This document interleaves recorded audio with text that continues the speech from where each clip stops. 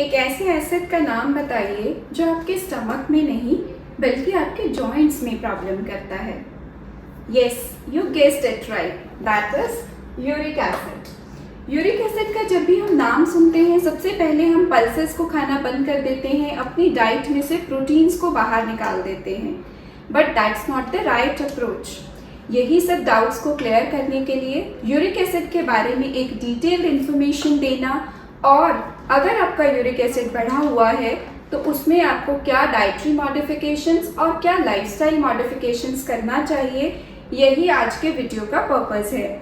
So if you are interested in this topic, stay with me till the and.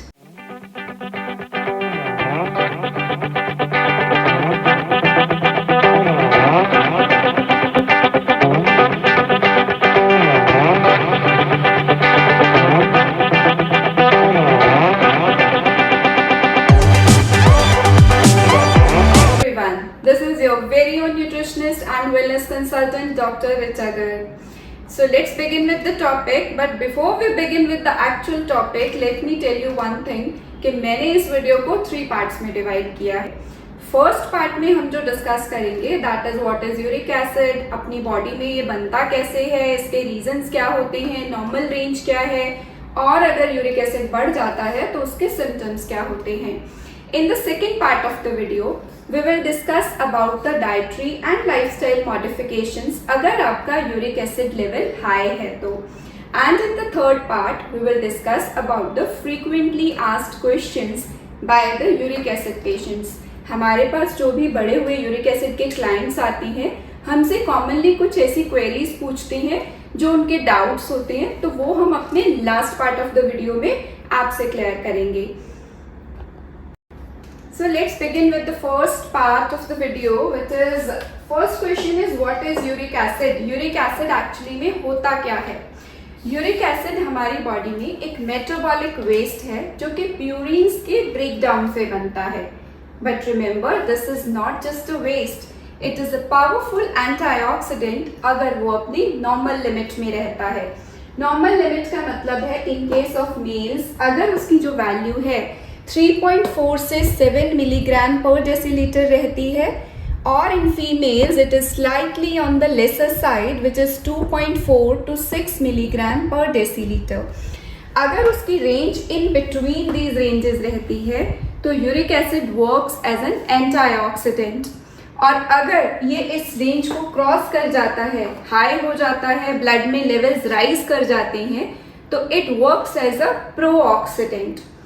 अब next question ये आता है कि what are the purines जिनके catabolism से या ब्रेकडाउन से यूरिक एसिड रिलीज हो रहा है, वो प्यूरिन्स क्या होती हैं? प्यूरिन्स जो हैं those are the nitrogenous compounds जो हमारी बॉडी में दो तरह से आता है। One is the endogenous and other is the exogenous. दो तरह से होता है। इट्स नॉट ऑलवेज कि हम प्यूरिन रिच डाइट खाते हैं वहीं से हमारे बॉडी में प्यूरिन्स आ रही हैं। हमारी बॉडी में प्यूरिन्स का प्रोडक्शन खुद से होता है। जब भी कोई सेलुलर डिस्ट्रक्शन होता है बॉडी में तो हमारी बॉडी प्यूरिन्स को रिलीज करती है, और प्यूरिन्स का जो कैटाबॉलिज्म है, ब्रेकडाउन है, that releases uric acid in the blood. So this is endogenous reason. Most of the purines जो है हमारी बॉडी में वो एंडोजिनस फॉर्म में होती हैं। Very minimal amount is exogenous. Exogenous मतलब जो हम डाइट के थ्रू, हाई प्यूरिन डाइट के थ्रू इंजेस्ट करते हैं या जो हम खाना खाते हैं उसमें जो प्यूरिन्स होती हैं, those are called exogenous purines, जो कि कम अमाउंट में होती हैं, ज्यादा अमाउंट में एंडोजिनस होती हैं।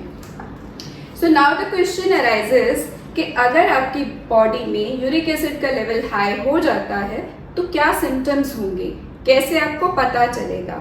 सो a good thing about uric acid is, और you can say it's a bad thing also, कि 80% of the people do not have any symptom. उनको सिर्फ एक्सीडेंटली पता चलता है, बाय चांस पता चलता है। जब वो टेस्ट करवाते हैं तो उनके ब्लड लेवल्स में जो यूरिक एसिड का लेवल है वो हाई आता है। तो ऑलमोस्ट 80% पीपल आर एसिम्प्टोमेटिक। लेकिन जिन लोगों में सिम्टम्स आते हैं, जॉइंट्स की स्टिफनेस, स्पेशली ये टोज से स्टार्ट होता है, बिग टो से स्टार्ट होता है, जॉइंट्स में स्टिफनेस होना, जॉइंट्स में रेडनेस होना, और यूरिक एसिड के जो क्रिस्टल्स हैं, यूरेट्स हैं, वो आपके जॉइंट्स में जो है डिपॉजिट हो जाते हैं। डिपॉजिट होने के बाद आपके जॉइंट्स में वो गाउटी आर्थराइटिस को कॉज करते हैं, जो कि बहुत ही थ्रॉबिंग पेन होता है, सीवियर पेन होता है। इसके बाद यूरिक एसिड के किडनी स्टोन बन सकते हैं, आपकी किडनीज में स्टोन डेवलप हो सकते हैं हाई यूरिक एसिड की वजह से, और लेटर स्टेजेस में cardiac issues it can create. अब आप सोचेंगे कि कार्डियक इश्यूज और यूरिक एसिड ये दोनों आपस में रिलेटेड कैसे हैं।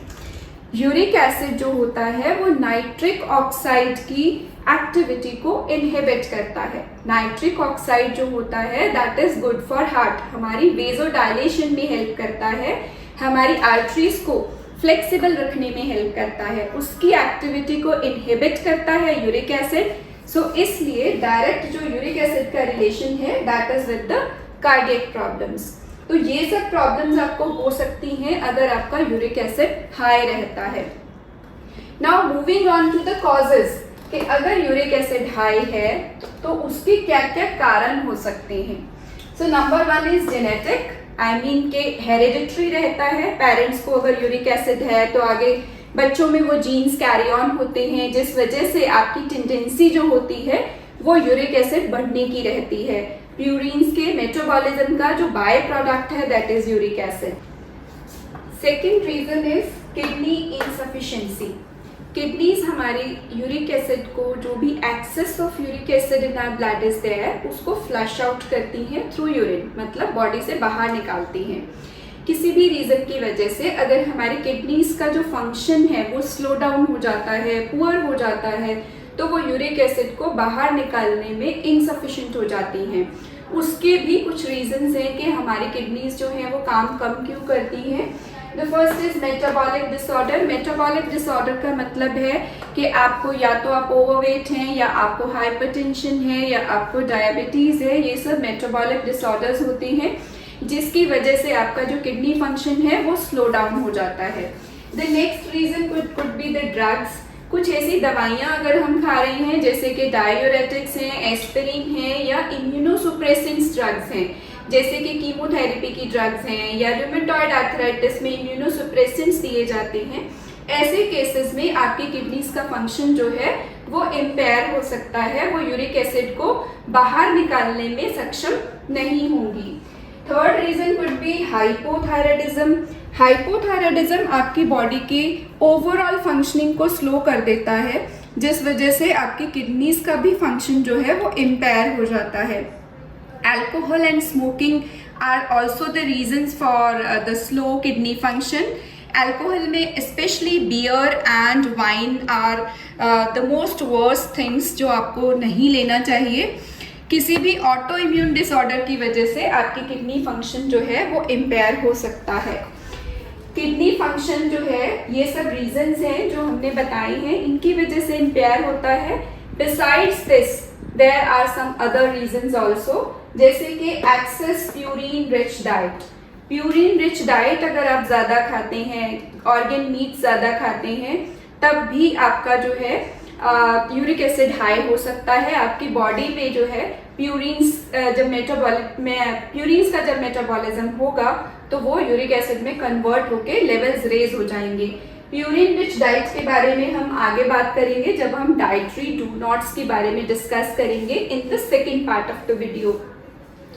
नेक्स्ट इसका कॉज है फ्रीक्वेंट फ्रूट फास्टिंग। ये आपको सुनने में बड़ा डिफरेंट लग रहा होगा कि फ्रूट खाने से, फास्ट करने से कैसे यूरिक एसिड हाई हो सकता है। फ्रूट्स में जो शुगर है दैट इज फ्रक्टोस। फ्रक्टोस क्या करती है कि आपका जो प्यूरिन्स का ब्रेक डाउन है उसको एनहांस करती है, जिस वजह से आपका यूरिक एसिड हाई होता है। जो लोग बहुत फ्रीक्वेंट फास्ट रखते हैं और बहुत ज़्यादा फ्रक्टोस का लोड उनमें रहता है, आई मीन फ्रूट्स पे जो फास्टिंग करते हैं और बहुत फ्रीक्वेंट फास्टिंग करते हैं, ऐसे केसेस में भी यूरिक एसिड हाई हो सकता है। Next cause is heavy workout. Heavy workout जो लोग करते हैं उन केसेस में यूरिक एसिड कैसे हाई होगा। जब भी हम वर्कआउट करते हैं हमारी बॉडी में वियर एंड टियर होता है, सेल्स में ब्रेकडाउन होता है, सेल्स में जो है सेल्स में जो ब्रेकडाउन होने की वजह से प्यूरिन्स रिलीज होते हैं, और प्यूरिन्स का जब कैटाबॉलिज्म होता है तो यूरिक एसिड बनता है। Excess and heavy strenuous workout could be one of the reasons कि आपका यूरिक एसिड हाई रहता है। Sedentary lifestyle, some studies are proving sedentary lifestyle can also lead to high uric acid. Stress, again जब भी आपको stress होता है तो आपकी बॉडी में टिश्यू डिस्ट्रक्शन स्टार्ट हो जाता है, सेल डिस्ट्रक्शन स्टार्ट हो जाता है। जब भी आपकी बॉडी में सेल या टिश्यू का डिस्ट्रक्शन होगा, प्यूरिन्स रिलीज होंगी और यूरिक एसिड आपका बढ़ेगा। क्रैश डाइट करने से आपका यूरिक एसिड हाई हो सकता है। डिहाइड्रेशन, डिहाइड्रेशन मीन्स आपकी बॉडी में अगर पानी की कमी रहती है, क्योंकि यूरिन के थ्रू आपका यूरिक एसिड फ्लश आउट होता है, और अगर आप डिहाइड्रेटेड हैं तो आपका यूरिक एसिड हाई रह सकता है। दीज आर द कॉजेज जिनकी वजह से आपकी बॉडी में यूरिक एसिड हाई रहता है। सो this is all about the first part of the video, जिसमें हमने डिटेल्ड में यूरिक एसिड को समझा है कि क्या होता है, क्या इसके कारण हैं, क्या इसके सिम्टम्स हैं। Second part of the video में हम डिस्कस करेंगे कि इन केस अगर आपका यूरिक एसिड हाई हो गया है तो आपको डाइटरी मॉडिफिकेशंस और लाइफस्टाइल मॉडिफिकेशंस क्या फॉलो करनी है to balance it. Stay tuned with us for the second part of the video. Thank you for watching.